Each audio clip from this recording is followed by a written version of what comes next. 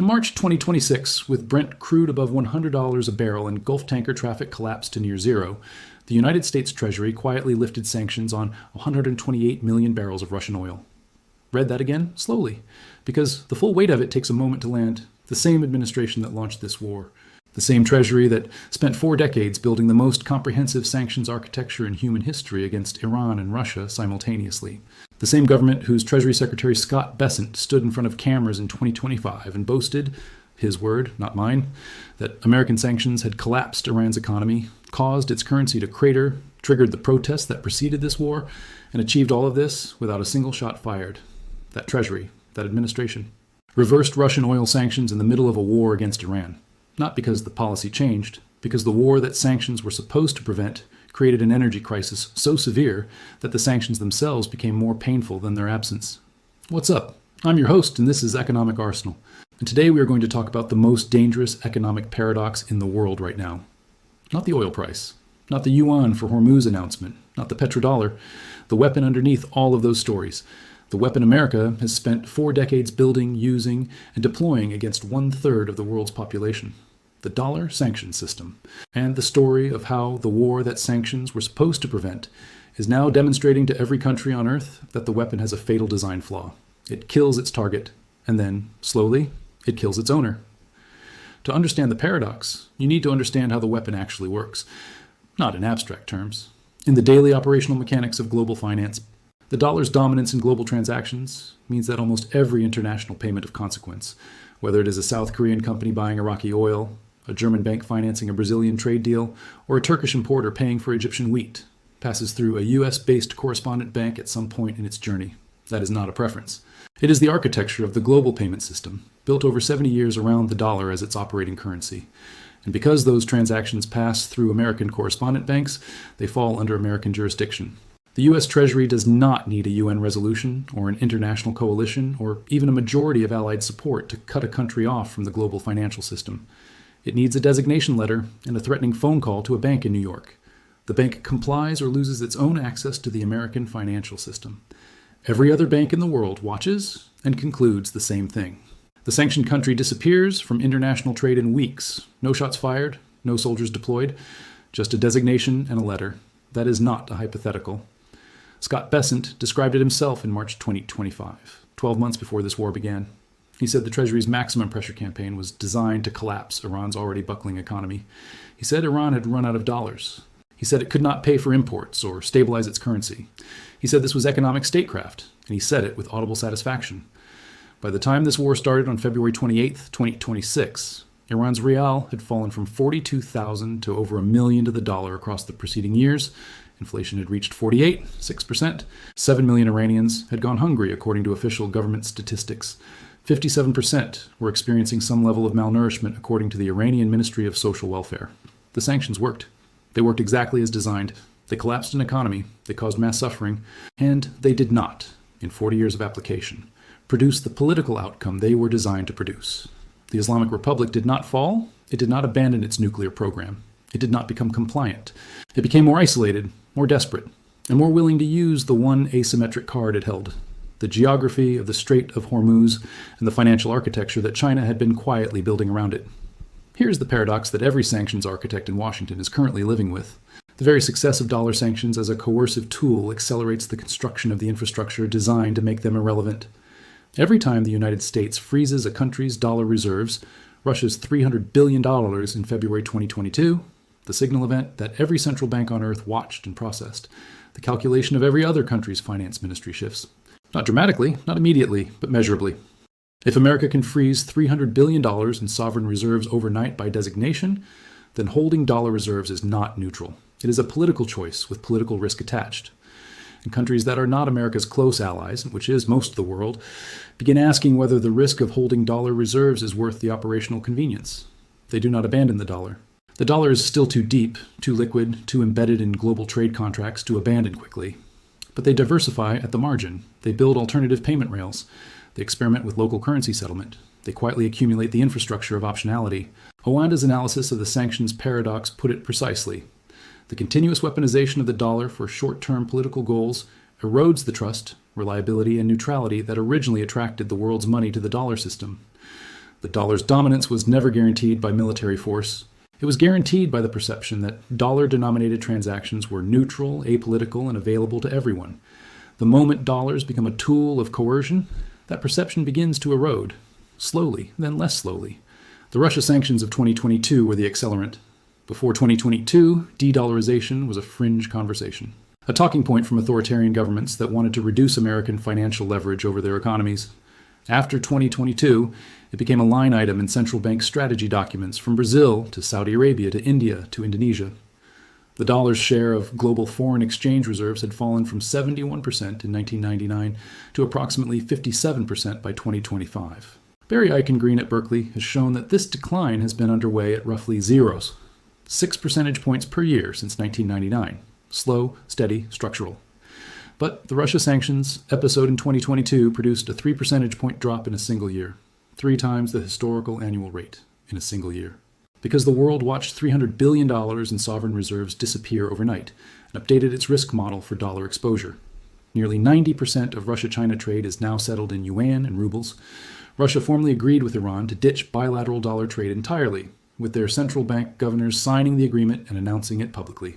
CIPS, China's cross-border interbank payment system, the SWIFT alternative that routes transactions through Chinese correspondent banks entirely outside American jurisdiction, processed $24, some $5 trillion in yuan-denominated transactions in 2025, a 43% increase from the year before. And then America went to war with Iran, and the sanctions paradox stopped being a long-term trend and became an operational reality, unfolding in real time through a 21-mile waterway in the Persian Gulf. Since February 28th, since the first day of Operation Epic Fury, vessel tracking confirms that between 11, 7, and 16, 5 million barrels of Iranian crude have transited the Strait of Hormuz and arrived in China. Every barrel settled in yuan through CIPS, Chinese shadow fleet tankers operating under Chinese state-backed insurance with IRGC safe passage outside the reach of Western P&I clubs that canceled war risk coverage region-wide on March 5th, moved freely through the same strait where dollar-denominated tankers sit anchored. Goldman Sachs confirmed Hormuz oil flows collapsed from 19. 5 million barrels per day to 0. 5 million. 0 conventional tanker transits recorded on March 12th. The only oil flowing through Hormuz is oil that never touches a dollar. The sanctions architecture designed to strangle Iran's oil exports is, at this exact moment, sorting global tanker traffic at the world's most critical energy choke point into 2 categories: yuan transactions that move freely and dollar transactions that do not move at all. And then America reversed Russian oil sanctions to replace the Gulf supply that the war cut off. The country the sanctions were designed to isolate is now being invited back into Western energy supply chains because the energy crisis the war created is more immediately painful than the sanctions were designed to handle. Every energy importing country in the world is watching this sequence. The sanctions that collapsed Iran's economy for 40 years, the war those sanctions preceded, the sanctions reversal the war necessitated, the yuan corridor that the war revealed. That entire sequence is being observed, processed, and filed by every finance ministry and central bank from Seoul to Lagos to Brasilia. The message it sends is not that dollar sanctions do not work. They clearly work at the tactical level. They collapse currencies, they cause inflation, they create domestic suffering. The message is that they do not work at the strategic level. They have never produced the political outcome they were designed to produce in Iran. They accelerated Russian economic adaptation rather than collapse. They accelerated the construction of the alternative financial infrastructure they were supposed to make unnecessary. And in doing so, they created precisely the conditions: the yuan payment rails, the CIEP settlement system, the shadow fleet logistics, the bilateral precedents between China, Iran, and Russia that are now, on day 16 of this war, running the only oil trade still operating through the world's most important choke point. There's a concept in strategy that scholars call blowback, the unintended consequences of a coercive action that ultimately harm the actor deploying it more than the target. The dollar sanction system is exhibiting classical blowback dynamics, not because the weapon failed, because it succeeded repeatedly enough that every country in the world that is not America has now had sufficient evidence to build the institutional and financial infrastructure to route around it. Elon Musk captured it accidentally and with characteristic brevity in a tweet that went viral. If you weaponize currency enough times, other countries will stop using it. That is not deep analysis, but it is accurate directionally. Every deployment of dollar sanctions against a sovereign government, Iraq in 2003, Libya in 2011, Venezuela in 2015, Russia in 2018, Iran continuously, Russia again in 2022, is simultaneously a demonstration of the weapon's power and an advertisement for the value of building alternatives to the system that makes the weapon possible. The U.S. Treasury wins every tactical engagement, and every tactical win makes the strategic problem slightly worse. Here is the honestly complicated version of where this leaves things, because this channel does not do false certainty in either direction. The dollar is not dying this week. The yuan's share of global payments at 289% cannot replace a currency at 47%. CIPS at $24. 5 trillion in annual volume cannot replace SWIFT at the scale of global dollar transactions without China removing capital controls, which would require Beijing to abandon the economic governance model that made China wealthy. The dollar still provides something that no alternative can match: deep, liquid 24-hour markets where large positions can be entered and exited under stress without political approval. During the opening days of this war, the dollar index rose, not fell, rose. Because in genuine global stress, the world still settles in dollars, funds in dollars, and hedges in dollars even when it is also experimenting with yuan for specific quarters. Mizuho, EMEA strategists, noted the phenomenon directly. A market that had jumped into the de-dollarization trend in substantial ways got caught up quickly when the Iran war reintroduced a terms of trade shock. Dollar scramble, not dollar abandonment. But here is what matters for the next decade rather than the next week. Russia, the most vocal champion of de-dollarization outside of China, is reportedly considering returning to dollar settlement if sanctions are lifted, according to Bloomberg. If that reporting is accurate, it means that Russia's entire de-dollarization campaign was partially a negotiating posture, rather than an irreversible structural transformation. The Moscow Times called it plainly: after years of chest-thumping about the dollar's inevitable demise, Moscow is weighing a return to the system it denounced. The price? Sanctions relief and restored dollar access. That tells you something important about the limits of the alternative. Countries build around the dollar when they must. They prefer the dollar when they can. The alternative is real, but it is not equal. Not yet. The story, then, is not about the dollar's immediate collapse. It is about a process that has a direction and a pace, and about how America's own foreign policy choices are the primary variable accelerating that pace. The dollar's share of global reserves fell 0. 6 percentage points per year for 2 decades without drama. It fell 3 percentage points in the year the Russia sanctions froze sovereign reserves.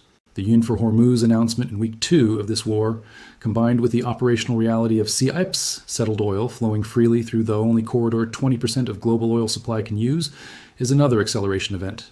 Not a collapse, not a replacement, but an acceleration. And the acceleration is being powered not by Chinese financial policy or Iranian military strategy or Russian propaganda. It is being powered by the repeated demonstration that the dollar sanctions system, for all its tactical effectiveness, produces strategic outcomes that Washington does not intend and cannot control. The Trump administration launched this war partly to reassert American financial dominance over the Middle East. The Treasury Secretary boasted that sanctions had already collapsed Iran's economy. The military campaign was supposed to destroy Iran's ability to threaten the strait. 16 days later, the only oil moving through the strait is moving in yuan. America reversed Russian sanctions to replace Gulf supply. The financial architecture that dollar dominance was built to prevent, bilateral payment rails, CIPS settlement, shadow fleet logistics, yuan-denominated energy trade, is operating at scale through the world's most critical energy choke point. The weapon worked. Every tactical target was hit. The strategic outcome is the opposite of the intention. There's a phrase in economics for this: the Triffin dilemma. The country that issues the global reserve currency must supply that currency to the world, which means running trade deficits, which creates domestic distortions, which eventually erodes the economic foundation of the very dominance the reserve currency provides. America has been managing the Triffin dilemma since 1944.